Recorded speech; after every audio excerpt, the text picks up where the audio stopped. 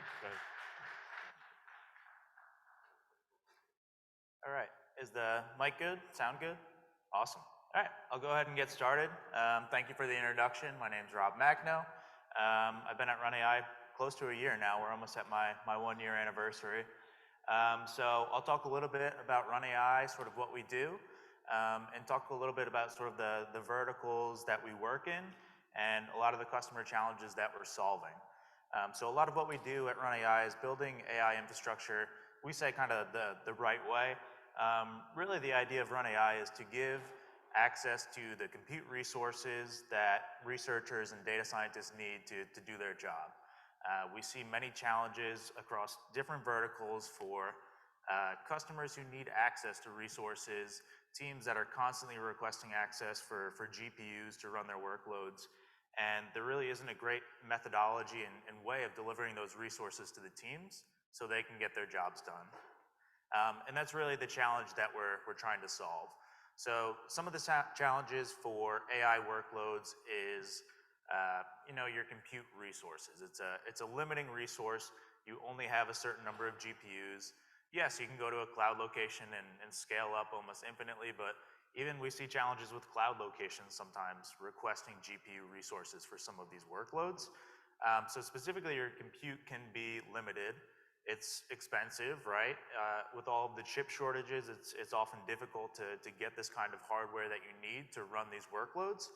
So really what we try and do is optimize the resources that you have today or that you're going to purchase in the future. So you see a few sort of headlines here. Why are GPUs so expensive right now? Thankfully, the prices for GPUs are starting to come down. The supply chain is catching up. But you see a lot of these companies building really, really large compute clusters, but they still don't have a great way of guaranteeing access to the different teams so they can use those clusters. Generally, it's very driven politically by the organizations as far as who gets to run these workloads and who's able to access these resources. So really, those are some of the challenges that we're trying to solve. So AI workloads and machine learning, it's really a whole new context as far as how you're tackling data and processing data. So we've moved from an era of like interactive development of, hey, running some Python code to maybe look at this data to building these complex models that are running calculations and doing linear regression to build actual business insights and actionable information from this data. So we've moved from kind of just analyzing the data with some queries to building these large training modules and particular frameworks that can analyze the data at a much, much larger scale. So you see these sort of advancements from left to right here, and really what that means is you need significantly more compute power to run these particular frameworks, to analyze the data, to gather insights. And it's not only the ability to do that, but sometimes it's the ability to do that at a rapid speed to meet the business demands, to create actionable insights in a short time frame. So you need access to those resources because you may be constrained sometimes by when you need those insights. So if you need information about, hey, whether you need to drill a well, you need to analyze some seismic data, cool, if you have the GPU compute power, the compute power that gets you that answer in like 2 weeks, sometimes that's sort of outside of the range of when that information is actually viable for a business. So that's another challenge with having the resources to basically analyze this information and these problems, is that you need to also be able to adapt to the business demands of when those actionable insights are received and calculated. Cool, so I'll talk a little bit about AI workloads here. So typically, we talk about different users and sort of different workloads that are requesting these resources for GPUs and for calculation. So this is actually taken from one of our customers here, and you see 4 different users up on the screen. So you see user 1, they basically weren't using any of the GPU resources for an extended period of time, and then they have really large spikes in their resource requests.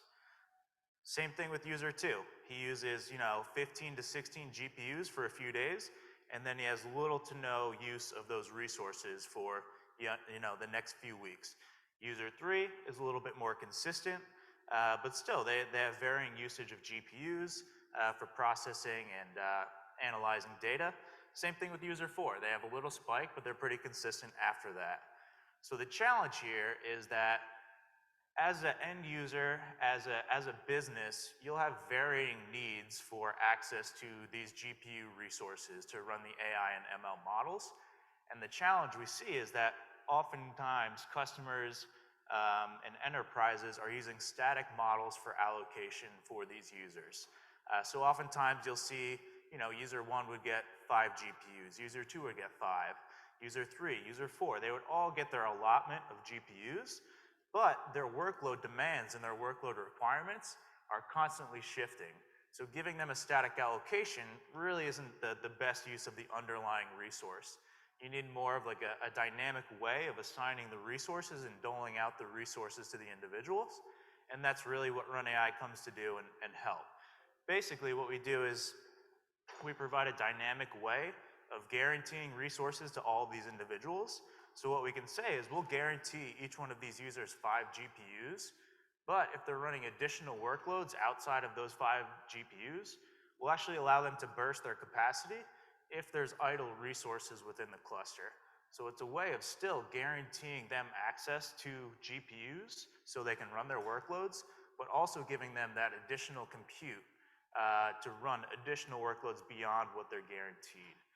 So it's really cool because we see at like sort of every enterprise and every customer that we work with, you'll see some static allocations. Teams will not be willing to share these resources. They essentially say, hey, we bought this hardware, we're keeping this hardware, no one else can use it. But the challenge here is that now when you need additional resources, you'll have other business units and other departments that have purchased these resources, but now they're sitting there idle because they purchased these resources to run a particular project for a set amount of time. And then once that project is over, once they're shifting to another project, those resources are just sitting idle. So the idea here is basically you can pool all of these resources. You're still given access to basically what you contribute to the pool of GPUs. But then with that, you also unlock additional resources and additional compute if you have teams that aren't utilizing those GPUs and aren't actively running workloads on those GPUs at any time. So it really brings the dynamic aspect to how the GPU resources are doled out and the sort of overall resources that the teams will have access to. All right, so a little bit more about how we solve these challenges. So we increase GPU utilization by simplifying these complex scheduling challenges. So that's what I was sort of talking to is the dynamic aspect of GPU resource and GPU requests from the different teams at varying times throughout the day. They may be, running workloads while they're in the office. Some teams, sort of set workloads that run for, extended period of time, sometimes months, sometimes days. And really the idea here is you need a way to efficiently schedule those resources or schedule those workloads to the relevant resources. So we sort of enable a cloud-like experience to consume GPUs simply and easily. So we kind of think of it a little bit as like GPU as a service.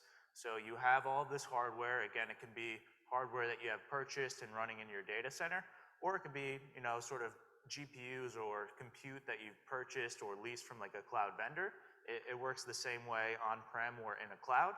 And the idea here is GPU as a service because you can submit your workloads, you can submit your resource requests, and we'll ensure that they're basically processed and assigned to the correct underlying compute in the best and most efficient use of time. All right, so I'll talk a little bit about Run AI technology. How do we sort of, turn all of this into reality? So I'll talk through the sort of 3 main product features and explain the diagram here. So really the idea here is to have that super scheduler, that ability to request GPU resources, request the underlying compute that you need to run your workloads in a very easy and approachable manner. So we don't provide static allocation to any of these GPU resources. You'll be given a guarantee. So you have guaranteed access to a certain number of GPUs or a certain quota of compute. But again, you're allowed to burst that capacity, go beyond that capacity if that exists within the cluster itself. I'll talk a little bit about distributed training as well. Sorry, the numbers seem to have all turned into ones here. But we support distributed training as well. So we have a lot of verticals that will use distributed training. Think of that as processing, huge amounts of data that you don't have a single computer or a single host with enough GPUs or enough compute to handle on its own. So what we can basically do is split those really large distributed training processes across multiple physical hosts and across multiple GPUs and compute resources on those physical hosts. So we'll provide the framework there to accomplish distributed training and work with a lot of customers in that respect. We see a lot of customers in that space, especially in oil and gas, because the data sets are so large and you're processing so much data. It's tough to find an individual machine with enough processing power to process and run through those workloads in sort of a shortened time frame. Sort of the contrast to distributed training is our fractional GPU technology. So generally you think of GPUs as an individual unit that can go through and process workloads. What we can actually do is assign multiple workloads to a single GPU, so you can drive more job density on a single GPU and better utilize the underlying hardware. We often see with customers, they'll use sort of interactive sessions. A lot of our customers use like Jupyter notebooks to build and debug these AI models. And generally, they'll give the Jupyter notebook a whole GPU. And if you sort of look at the lifespan of that job on the GPU, you see that it's severely underutilizing the actual hardware that it's assigned to. So what we can actually do is we can set that Jupyter notebook on a fraction or a subset of that GPU, so you can still run the same workloads that you would as if it was assigned to a full GPU. But that unlocks basically more compute on the GPU to be shared with other workloads. So it is challenging basically to do that assignment without RunAI. Generally, you'll see an assignment of one workload to one GPU unless you have some type of fractional GPU technology. So this kind of works as well with the NVIDIA's A100s and their A30s. So NVIDIA introduced basically a feature called MIG, or multi-instance GPU. And with multi-instance GPU, you can take a single GPU and basically slice it from a hardware isolation standpoint, and that provides similar fractional capabilities that we have as well. I'll talk through a little bit about the diagram here on the right. So sort of the cool thing that I really enjoy about RunAI is, as a data scientist, as a researcher, you're going to continue using the tools that you use day in and day out. Introducing RunAI into the mix isn't interrupting any of their workflows. So if you look at the slide, or if you look at the diagram on the right, you'll see that we kind of sit in that middle orchestration layer within Kubernetes. So we use Kubernetes basically because it can provide that networking backbone to sort of network all of the GPU-based machines together. That provides that large pool of GPUs that we can then dole out to the researchers and the users who are requesting the compute and the GPUs for their workloads. So we'll use Kubernetes again to network all of those hosts together and provide the sort of backbone for orchestrating these workloads. Obviously, we'll sit above all of the different hardware accelerators, whether it's GPUs or CPUs. And then the cool part is we have all of these different tools that sit on top of Kubernetes. So we have a ton of customers that use tools like Kubeflow, Airflow, MLflow. They do model serving for inference on top of our platform. So the idea here is any workload or any business process that a developer or a data scientist is using currently, we'll support that out of the box. So basically they can continue to use Kubeflow as they do now, but we'll still be able to bring sort of the GPU enhancements, the scheduling enhancements, the fractional GPU capability behind the scenes to better utilize the underlying hardware, and it will all be transparent to the end user. So it's cool because it brings all of these optimizations, all of these capabilities in a transparent manner, and it doesn't interrupt how they're working today.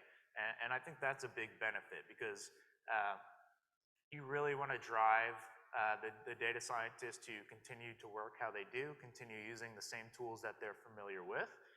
But you also give them the benefit of saying, hey, now you have guaranteed access to GPU resources at any time, and you actually have unlocked additional capacity if you want to run more workloads, if you want to process more data. Now, since you're connected into this pool from RunAI, basically you have the ability to burst capacity, go beyond sort of the 2 GPUs that are sitting in your workstation under your desk. Cool, so we have a little screenshot here of our dashboard for management tools, control, and visibility across clusters. So with this overview dashboard, actually if you step out of the room here, we have one of our live customer dashboards actually running. And what you can see is we'll break down sort of all of the compute that is within the cluster. So all of the GPUs, all of the workloads that are running, you'll get a good idea as far as utilization for those resources as well. So you'll be able to see GPU utilization, same thing with CPU and host memory. You'll be able to see all of the workloads that are running in the cluster. You'll also be able to see queued workloads, so you can be informed as far as when you have workloads sitting in a queue that will be scheduled at a later date. And then within this overview dashboard, you'll also be able to set your projects. And your projects is really the way you dole out that guaranteed access to the different teams for their guaranteed access to the compute. So within projects, typically we have customers set these up as either individuals or teams that need access to the resources. Then you'll assign basically the number of GPUs that they're guaranteed access to. So you can sort of have a democratic model here. If you have different teams that are contributing hardware to the cluster, you can give them the guaranteed access to the resources that they've contributed. And it's a good model because then they'll unlock additional resources. If other teams have contributed hardware that's sitting idle, they'll be able to run their resources as well. The other cool thing is we'll track GPU utilization. This is probably the funniest conversation that we have with customers because everybody assumes that their GPU utilization is amazing. They think they're running so many workloads, they think they're squeezing every last ounce out of their GPUs, but we have come into customers that one of our customers said, oh, we have around 50% GPU utilization right now, pretty much at all times throughout the day. And we actually came in and measured it, and the first week we were working with them, they never exceeded 1% utilization on those GPUs. So they were allocating all of these workloads. They weren't efficiently utilizing the underlying hardware. So they had made a huge purchase on this hardware, and they realized that, hey, we're only utilizing it like 0 to 1% on a steady 1-week basis.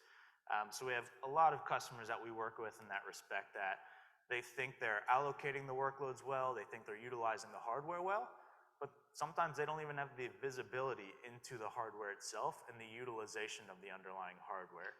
So we'll bring that control and visibility as well. So as much as having these policies to dole out the resources to the end users and to the data scientists it's just as important from an IT perspective to see the actual utilization of that underlying hardware. And that's very critical as well because you have these teams coming in and asking, saying, hey, I don't have access to any GPUs. I need more compute to run my workloads. And if you're that customer, you think, hey, now I have to go out and do another multi-million-dollar purchase or buy more hardware because my teams are requesting it. But they really don't have the underlying data to support that from a business perspective. So what we provide actually is that underlying information that shows you how you're allocating and utilizing that hardware so you can make a better informed decision about a potential hardware purchase. And I think actually one of the next slides that I have in here goes into that exact use case that we had at a customer. So sort of the final piece that I'll talk about within the management dashboard and the tools here is visibility as far as consumption goes. So if you're building a pooled model, you can then track back as far as who's using what out of that pooled model. So you can give access and guarantees to the different teams from a GPU perspective. But we also have customers that are, using this more of like a GPU as a service model, where they stand up this really large GPU cluster, and then they have different business units that are pulling from this cluster and utilizing the resources. We can basically track how those individual business units have utilized and allocated the hardware, and you can actually use that information to do the direct billing chargebacks for those individual business units. So it's pretty cool in that respect, because it's a cool tool that unlocks the resources for them, but also tracks it from an IT and spending standpoint. All right, so I'll go through a quick case study here. So this is Wave. They're one of our customers in the UK. Basically, they do a lot around autonomous driving, feeding in data to these models to do object detection, looking at a lot of live visual data as well. So we started working with Wave, I believe it was in the fall last year. And this graph goes and talks about their GPU allocation over time. So they had 5 servers, 5 DGX servers, 8 GPUs in each of those servers. And you can see when we onboarded them to run AI, installed run AI, they were only really using about 10 GPUs at any time. So it was challenging, because even at Wave, when they've only allocated 10 at a time, they were still getting complaints from their data scientists and researchers saying, hey, I don't have access to the compute resources that I need. So even though they had about 30 GPUs sitting there idle, they didn't have a good way of doling out the resources to the researchers and to the teams. So we came in, we onboarded them to run AI. We teach them a little bit about how to submit their workloads. It's very similar to how they do it now. Or if they're using, like one of those tools that sits within the Kubernetes stack, they can continue working through that tool. But basically the concept here is, as they were onboarded to run AI, they were kind of trained in the ability to realize that, hey, I can submit my workloads now, whether I have, the resources to run them immediately, or whether the job will be entered into a queue and processed when the resources are available. It took, it really gave them a comfort to be able to use workloads and submit workloads to the system, because they realized that, hey, if I'm submitting more workloads, I'm not impacting anybody else in the business, right? I'm not going to get a complaint that, hey, you're hogging all of the resources. I need you to share these resources in a more efficient manner. They're able to realize now that, hey, I have access to a large amount of compute. I can run my workloads whenever I want, whether they're scheduled immediately or they're scheduled, in a few hours when the resources become available. It really knocks down that barrier of adoption for them, because now they don't have to worry about, hey, do I have to go talk to somebody over in another cubicle and ask them for their GPU for a few hours so I can run my workload? No, it really allows you to basically request resources and submit requests for resources at any time. And basically the scheduler and the platform handles the resource allocation and doling out. So actually, real quick, on this slide you see about halfway through, they've actually added another server. So you can see over time that as the resources were used to requesting these resources, they understand how the scheduling works now, they understand they're not impacting the other teams. What they actually do is you see that increase in allocation, because they're able to submit their jobs, they're able to request these resources.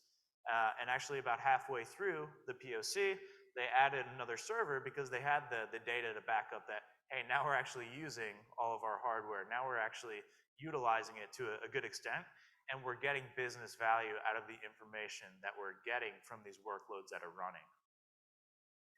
So this is a similar timeline, so you can kind of overlay the previous slide with the 2 graphs that we have here. This is really the business impacts of having an efficient scheduler for these resources. So over those 9 weeks, they're able to run 7 times as many workloads on that same hardware. So judging from that first week to the final week, you can see the number of running jobs that are now currently running. And again, those workloads and those insights that they're gathering from that data is driving business value for them. It's allowing them to make efficient decisions. It's contributing to the overall product that they're delivering to their customers. And then the bottom graph is looking at their GPU utilization over those 9 weeks. So you see, starting out, they're around like 20-30%. on the same hardware basically at the end, where they're getting from anywhere from 60 to 80%. So you can look at that almost as like a 2 to 3x improvement on the same underlying hardware. So that kind of speaks to some of the value there as far as, hey, you can go out and keep buying more servers, keep buying more GPUs, keep expanding your capacity, or you can better utilize and you know, drive better scheduling and better utilization using fractions to get better underlying hardware utilization. So again, this is one use case. I haven't seen a customer that we've worked with where we haven't driven their utilization on their hardware at least 2x. So even customers who think, oh yeah, we're not going to get anything else out of our hardware, we have not worked with a customer yet where they haven't seen improvements in their underlying utilization with using Run AI. We have a quote here. This is actually from Dr. Jorge Cordoza. This was when basically COVID was starting and a lot of different universities and research institutions were doing COVID research. So this quote, you know, it's a little exaggerated, but he said, with Run AI, we've seen great improvements in speed of experimentation and GPU hardware utilization. Average experiment time has been reduced from 46 days to 2 days. So the challenge there is they didn't have very efficient scheduling on their hardware resources. They were giving out static allocations. They were giving everyone one GPU. So imagine trying to process a really, really large data set on one tiny GPU and not having access to multiple GPUs to process that data set. That was the challenge really that King's College of London was running into, is they didn't have access to match the resources to the resource request from the workload type. So those are the big ticket items that I wanted to talk about today. We're outside in the booth right outside of the door here. Happy to answer any questions that you guys might have if you want to stop by the booth and see a demo.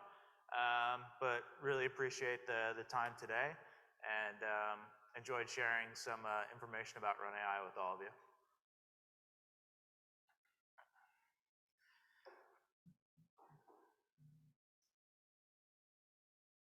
Cool. So we have a question here from Slido. So when you have discussions with customers or potential customers, are you having GPU discussions with IT managers, or are these issues coming from VP or C-level? Who do you deal with more? Typically, our first few conversations are generally with the IT buyer. They're more aware and more in tune with the challenges, and they get the requests and the questions from the data scientists and researchers constantly bugging them. Hey, I need more GPUs. Hey, I need more access to resources. But we do typically up-level that conversation to like a VP or C-level because it's a very valid cost conversation. Hardware is very expensive. The lead times on hardware right now is not optimal. Even if you want to buy it and you have the money to buy it, sometimes it's 6, 9 months to a year to get that hardware. So we'll also go to that VP and C-level and have the conversation of, hey, you have hardware now, let's better utilize it. And if you still are running into resource constraints, you can still make that hardware purchase, but in that time that you're waiting for the hardware purchase, you'll be able to better optimize and better utilize your current and existing hardware.